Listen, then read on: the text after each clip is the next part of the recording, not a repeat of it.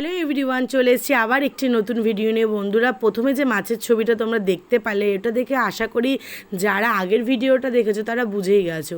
হ্যাঁ বন্ধুরা, জামাই ষষ্ঠীর দিন বড়মশাইয়ের জন্য কী কী মাছ বাজার করেছিলাম সেটা তো আগের ভিডিওতে দেখিয়েছিলাম, কিন্তু মাছ বাদেও আরও অনেক কিছু রান্না করা হয়েছে এবং মাছগুলো কীভাবে রান্না করেছি সেই টোটালটাই থাকবে এই ভিডিওতে।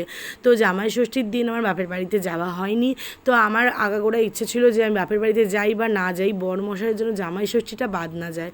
তো তাকে আনন্দ বলো বা খুশি বলো বা আমার বাচ্চাদের খুশি বলো, তাদেরকে খুশি দেওয়ার জন্য আরও বিশেষত এটা করা।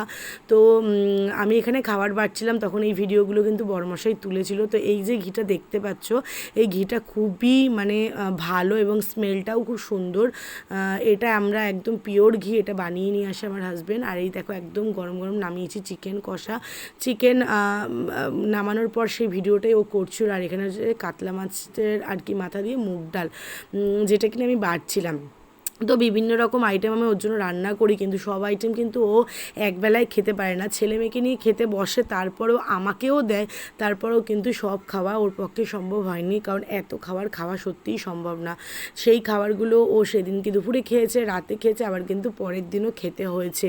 কি করে বলো, ফেলে তো দেওয়া যায় না, এত সব জিনিস করেছি আর আমি ভালোবেসে করেছি। ও বললো যে ঠিক আছে, আমি যেটা পারবো না সেটা রাতে খাবো, আবার রাতে খাওয়ার পর বলছে এটা পারছি না, দুপুরে খাবো, কালকে সকালে খাবো। তো সেটাই করতে হয়েছে।